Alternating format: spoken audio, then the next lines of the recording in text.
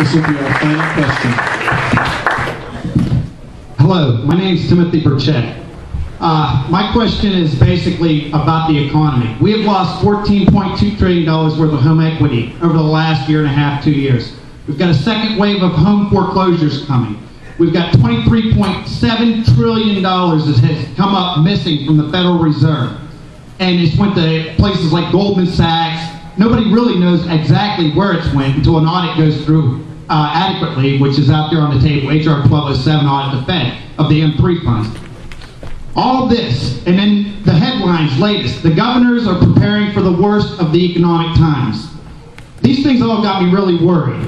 Where do you think we are right now economically, and how do we fend off an out-of-control federal government by a governor's office? And that's my question.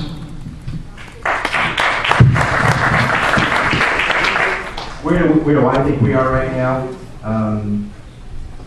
I don't think we've hit bottom yet, but I think we're close. I think that in Rhode Island we'll probably stay at about 13% unemployment this month, I'm hoping. Our revenue forecast, November forecast, was worse than we expected. I would suspect that our May revenue forecast will be even worse. We could be looking at a $400 to $500 million deficit next year. And what's worse is that I know that right now in the U.S. Senate they're debating Stimulus 2 or Stimulus the sequel. I am sure that more money will be coming down to the states, and if the same formula is used that was used with Stimulus 1, Rhode Island specifically will probably get, at least according to some estimates, around $375 million. And if they use the same 13 revenue streams that they used in Stimulus 1, we'll have probably just south of $100 million of fungible money that could be used to plug holes. The rest will go to specific programs. But the problem is going to be in 2012, because in accepting the stimulus money, the states have had to agree to a maintenance of a level of effort, which means we couldn't cut programs, we couldn't reduce welfare, we couldn't reduce food stamps. And what's going to happen is we're going to hit a cliff in 2012, because we haven't been able to pare down. That money's going to be pulled away from us, and it's going to go down like a rocket. So yeah, we're in trouble, and that's why we have to focus on cutting spending and stimulating the economy. So maybe we got a couple of years to head off what's going to happen, but if we don't, it's going to be a train wreck. And I don't know what the governor can do other than using the bully pulpit and citizens and the governor screaming like crazy to their federal representatives and to Washington to say enough is enough.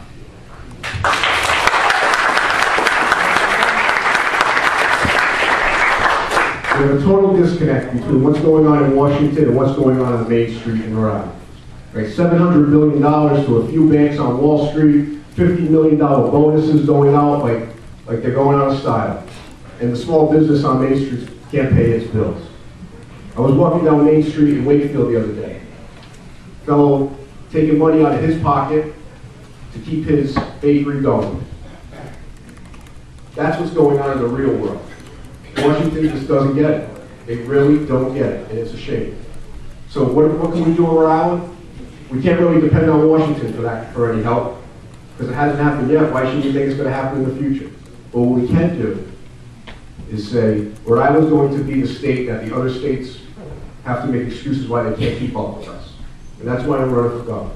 Because we'll execute a plan that gets the state's economy moving. We'll get the small businesses so they feel that wind at their back. They'll add that one employee. And we'll go from one of the highest unemployment rates to one of the lowest. I'm not looking out in the future and saying we can't get this done. I'm running because I know we can get it done. The people of Rhode Island are not the kind of people that give up. I know we'll fight to the end. And we'll get this done together.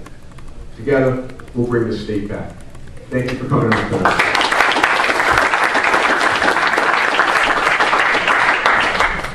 I own two businesses in this state. Aside from the software business, I build highly specialized traffic signals. And we sold them in 20 states across the country. And I can tell you that in the last 2 years, I have received $0 in stimulus money for devices that I sell to municipalities, counties, and states across the country. The stimulus program is a failure in terms of stimulating any real economic growth. It's been a bitter disappointment for me. I've watched my traffic signal business wither as the economies of all states have gone down the toilet. I had a $2 million potential contract with the California DOT disappear.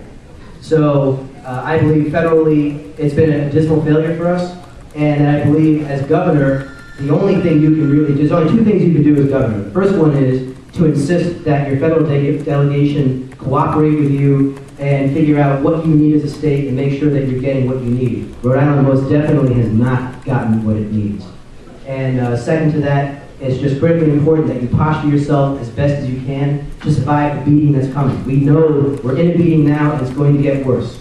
We can't waste another year. We have to get control of our structural deficit. And there's only two ways to do that. You need to grow your economic base and you have to reduce your costs. And as governor, I can promise you that both of those things will happen. I want to thank you for coming out tonight. I appreciate it. That concludes this first session. We'd ask you to please remain in your seats because we're going to start the second one immediately.